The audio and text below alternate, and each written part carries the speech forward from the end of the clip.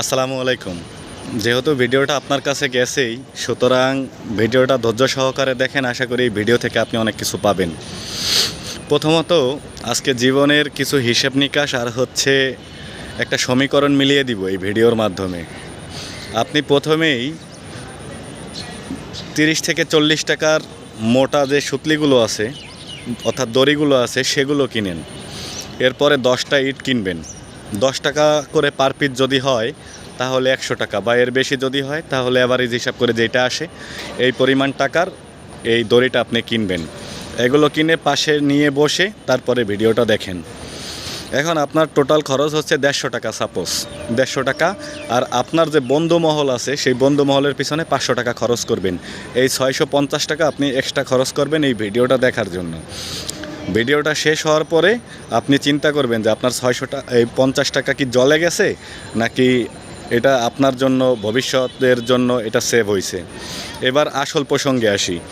আমরা বর্তমান সময়ে দেখবেন যে এই বাবা ওই বাবা আছে যারা হাত দেখে, মুখ দেখে, চেহারা দেখে আপনার ভবিষ্যৎ বলে দিতে পারে, অতীত বলে দিতে পারে, বর্তমান বলে দিতে পারে। এই সমস্ত বাবার কাছে গিয়ে আপনি নিজে না খেয়ে নিজের খাবার, সন্তানের খাবার এগুলো নষ্ট করতেছেন, আত্মীয়র হক নষ্ট করতেছেন ওই বাবাদের পিছনে। বাবাদেরকে হাঁস দিচ্ছেন, মুরগি দিচ্ছেন, গরু দিচ্ছেন, ছাগল দিচ্ছেন, ইত্যাদি ইত্যাদি আরও যে যা পারতেছেন তাই দিতেছেন। কেন? আপনার অতীত বলে দিতে পারে, ভবিষ্যৎ বলে দিতে পারে, বর্তমান বলে দিতে পারে বাবারা। এই জন্য এখন বাবা যদি না পারে, বা বাবা যদি এই এই আপনি যে কথা মানে যেই জিনিসটা চাচ্ছেন সেই জিনিসটা যদি বাবা করতে না চায়, তাহলে আপনি তো কনফার্ম যে বাবা এগুলো কোনো সম্পর্কে কোনো ধারণা নাই। এবং বাবা যে সমস্ত কথা বলে তা শুধুমাত্র আনুমানিক ধারণার উপরে বলে। ধারণা ব্যতীত বাবা সত্যিকার অর্থে কোনো কিছু বলতে পারে কিনা, তার ভিতরে কিছু আছে কিনা, সে আদৌ কোনো কিছু জানে কিনা, অলৌকিক কোনো ঘটনার সে মানে সাক্ষী কিনা, বলতে পারে কিনা, সেই জিনিসটা আপনি যাচাই না করে কেন নিজের পরিবার, নিজের আত্মীয় স্বজন, নিজের শরীরে না দিয়ে, নিজের রুহুকে কষ্ট দিয়ে আত্মীয় স্বজনের হক নষ্ট করে ওই বাবার পিছনে খরচ করতেছে। এবার বলি, ভিডিওর প্রথমেই কেন দড়ি আর ইট কিনতে বলেছিলাম। বাবা যদি আপনার সেই শর্ত অনুযায়ী বাবা যদি সেই কাজটা করতে না পারে এবং বাবার কথা যদি আপনার জীবনের সাথে মিলে না যায়, তাহলে বাবাকে ধরে দুই পায়ে ওই দড়ি দিয়ে বেঁধে ওই 10টা ইটের দুই পায়ে 5টা 10টা ইট দিয়ে নদীতে বা পুকুরে ফেলে দিবেন। যদিও ব্যাপারটা ভালো নয়, মানে আমি জাস্ট বোঝাতে চাচ্ছি এটাই যে বাবাকে একটা শাস্তি দেয়া হোক, বাবাকে একটা শাস্তি দেয়া হোক। বাবা যেন ওই ভণ্ডামি করে অন্য কোনো মানুষের সাথে প্রতারণা করতে না পারে, অন্য কোনো মানুষকে তার পরিবারের, নিজের আত্মীয় স্বজনের হক নষ্ট করে বাবা খেতে না পারে।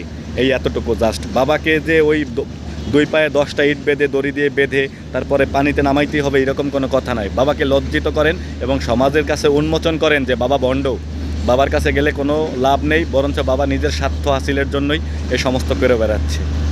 আমি আবারও বলবো, যারা এই ভণ্ড বাবাদেরকে, ওই মাজার পূজারীদেরকে বিশ্বাস করেন, তারা এই সমস্ত জায়গা থেকে সরে আসেন। কারণ এইগুলা আপনার মুখ দেখলে আমি বুঝতে পারি আপনি একটা সমস্যায় পড়ছেন, বিদায় আমার কাছে আসছেন। এটা যদি আমাকে বাবা সাজাইয়া দেন আমিও বলতে পারবো যে আপনি কোনো একটা সমস্যায় আছেন, এই জন্য আপনি এখন আমার কাছে আসছেন। তো আমি তো এইটা এমনিতেই বলতে পারি যে আপনি একটা সমস্যার মধ্যে আছেন, আপনার পিছনে আপনার আত্মীয় স্বজন শত্রুতা করতেছে, আপনার যে চাকরি করেন সেই চাকরিতে আপনার ঝামেলা হচ্ছে, আপনার প্রমোশন হচ্ছে না, আপনার ওই যে আপনি বিজনেসটা করতেছেন সেই জায়গায় ভালো প্রফিট পাচ্ছেন না ইদানিং। এই সমস্ত কথাবার্তা বললে তো যে কেউ বিশ্বাস করবে যে না, বাবা তো সত্যিই জানে।